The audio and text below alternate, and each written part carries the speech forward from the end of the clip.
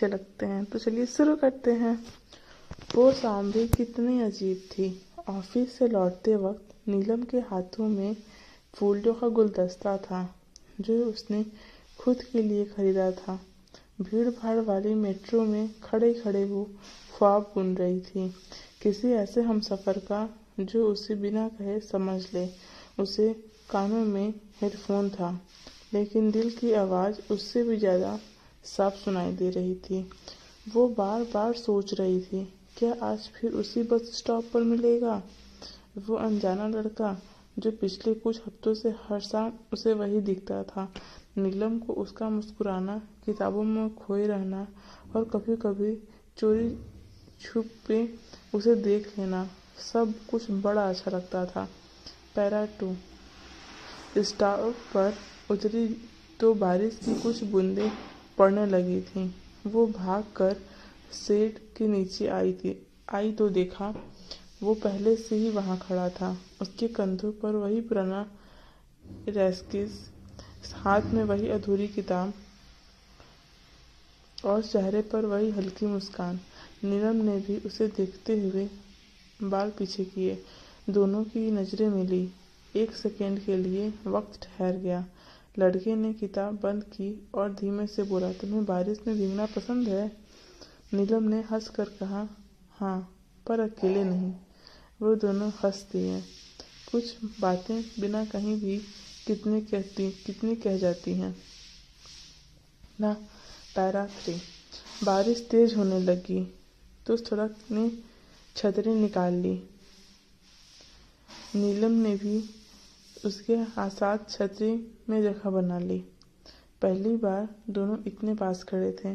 सड़क पर भागती गाड़ियां, तेज बारिश और उस छतरी के नीचे खड़ा वो अजनबी, सब कुछ किसी फिल्म का सीन लग रहा था। नीलम ने उसका नाम पूछा, तुम्हारा नाम? वो हंस बोला, आरव। और तुम्हारा?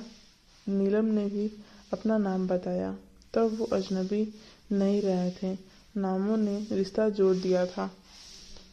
पैरा 4 अगले कुछ दिनों में बारिश बहाना बन गई।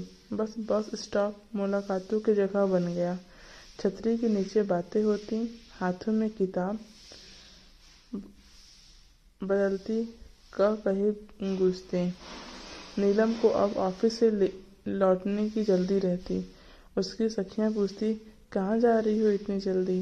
वो बस मुस्कुरा देती, वहीं जहाँ कुछ बड़ा अच्छा लगता है। आरव भी अब हर शाम उसका इंतजार करता।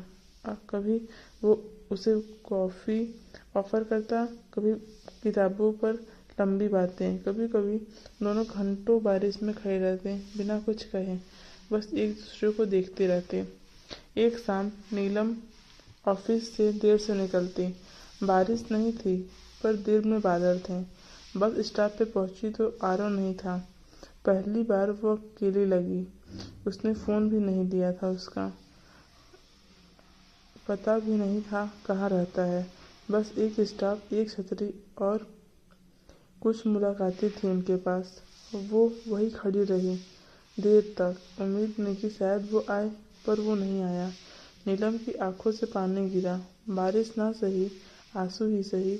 वो उस रात बहुत रोई, सोचती रही, क्या सब कुछ बस यही तक था? पैरा 6 दूसरे दिन वो फिर गए। वही बस स्टॉप, वही इंतजार। और उस दिन आरव आया, भीगा हुआ, हांफता हुआ। उसके हाथ में वही पुरानी किताब थी। नीलम ने उसे देखते ही रोना शुरू कर दिया। आरव ने पास आकर कहा, सॉरी, तुम्हें बिना बताए चला गया था। एक इंटरव्यू था दूसरे शहर में। अब आया हूँ तो तुम्हें बताने आया हूँ। मुझे तुम्हारे बिना कुछ अच्छा नहीं लगता। नीलम ने उसका हाथ पकड़ लिया, मुझे भी नहीं। दोनों बारिश में भीगते रहे। इस बार छतरी की जरूरत नहीं थी।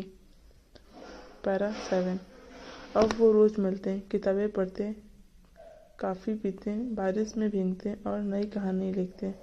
नीलम ने अपनी डायरी में लिखा, कभी कभी सबसे खूबसूरत कहानियाँ वहीं से शुरू होती हैं जहाँ लगता है सब खत्म हो गया।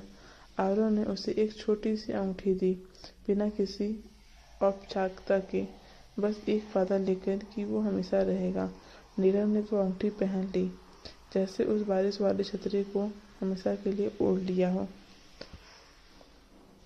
पैरा 8। वक्त बीतता गया, उनकी कहानियाँ भी बड़ी होती गई और वो सिर्फ बस स्टॉप तक सीमित नहीं थे। कभी पुराने कैफ में मिलते, कभी किसी लाइब्रेरी में। नीलम जब भी उसे देखती बस एक ही बात दिल से कहती, तुम बड़े अच्छे लगते हो।